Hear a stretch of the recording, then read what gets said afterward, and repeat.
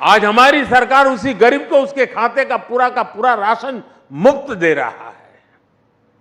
आज वो गरीब जब मुझे आशीर्वाद देता है तो विपक्ष के मन में गालियां फूटती हैं। मेरे लिए भी गालियां, वो गरीब मुझे आशीर्वाद देता है इसलिए उस गरीब को भी गालियां, लेकिन गालियों से कोई फर्क नहीं पड़ेगा। देश ने तो मन बना ही लिया है। फिर एक बार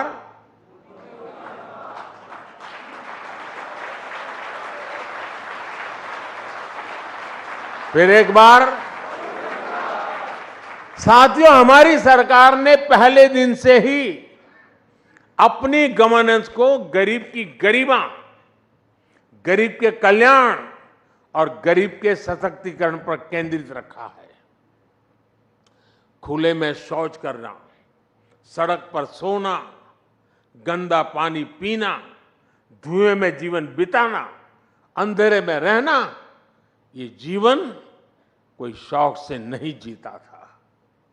परिवार का सदस्य बीमारी के कारण बिस्तर पर पड़ा हो, मदद के बदले ठोकरें मिलती हो, कोई रास्ता न सूझे, यही स्थिति थी।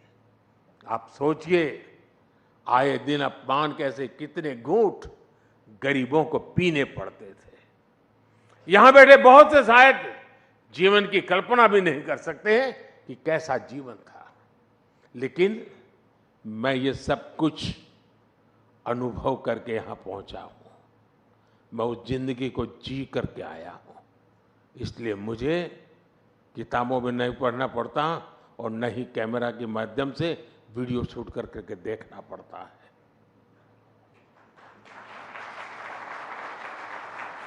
और इसलिए हमारी सरकार की जितनी भी फ्लैगशिप योजना है, उनमें आपको गरीब के, सामान्य जन के इस दुख दर्द का भी इलाज मिलेगा। जिसको किसी ने नहीं पूछा, उसको मोदी ने पूजा है। साथियों, आप में से बहुत लोगों को पता नहीं होगा कि एक बैंक खाता खोलने के लिए भी गरीब से गारंटी मांगी जाती थी।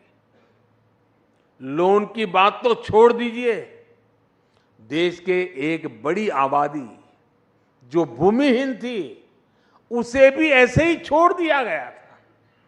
80% से अधिक किसान जिनके पास 2 एकड़ भी जमीन नहीं थी, उन्हें भी अपने नसीब पर छोड़ दिया गया था।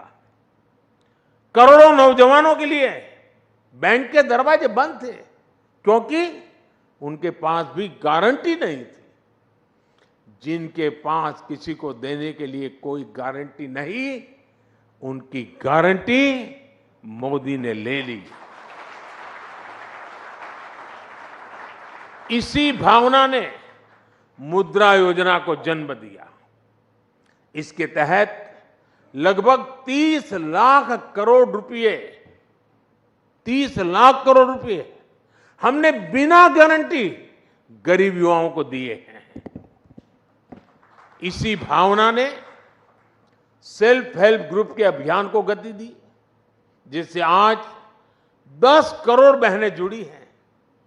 इसी भावना ने रेहड़ी ठेले, फुटपाथ पर काम करने वालों के लिए पीएम स्वनिधि योजना को जन्म लिया। इसी भावना ने हाथ के कौशल से आजीविका कमाने वालों के लिए पीएम विश्वकर्मा योजना को जन्म दिया। इसी भावना से छोटे किसानों के लिए पीएम किसान सम्मान निधि को जन्म दिया। इसके तहत उन्हें करीब 3 लाख करोड़ रुपए मिले हैं। कल्पना कीजिए, अगर नीयत न होती, मोदी की गारंटी न होती, तो क्या होता।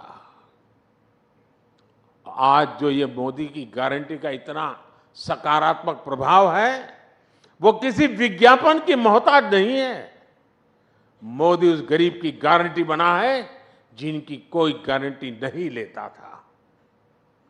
इसलिए देश का हर गरीब आज मोदी की गारंटी पर विश्वास करता है। और मैं फिर कहूंगा, ये तो कुछ भी नहीं है, अभी तो और भी आगे जाना है।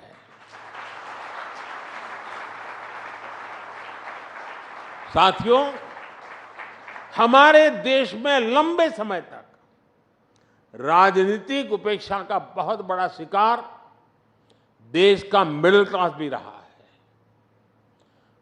आप में से ज्यादातर मेरी बात से कोरिलेट कर पाएंगे।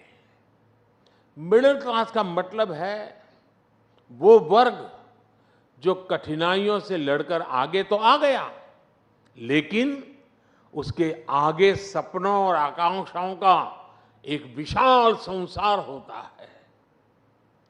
लेकिन मिडिल क्लास के सामने पहले चुनौतियां भी कम नहीं थी।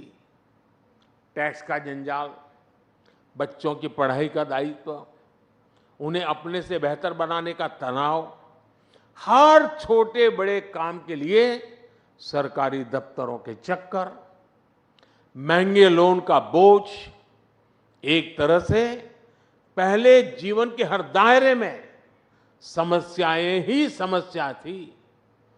ऐसे में मिडिल क्लास का जीवन 3 जरूरतों के इर्द गिर्द सिमट जाता था। एक, अपना घर बनाना, दूसरा, बच्चों की शादी हो जाए, और तीसरा, बच्चों को कहीं नौकरी मिल जाए। उसका जीवन बस इसी आधार पर सिमट जाता था। पिछले 10 वर्षों में हमने मिडिल क्लास को मुसीबतों में बांधने वाली हर बेड़ी को तोड़ दिया है। पहले 2 लाख की इनकम पर टैक्स लग जाता था, अब 7 लाख की इनकम भी टैक्स फ्री है।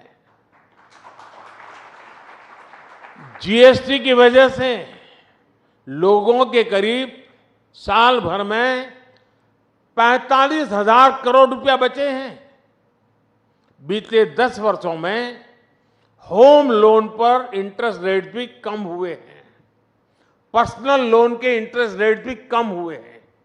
पीएम सुकन्या समृद्धि जैसी योजनाओं का लाभ सबसे ज्यादा मध्यम वर्ग को मिल रहा है।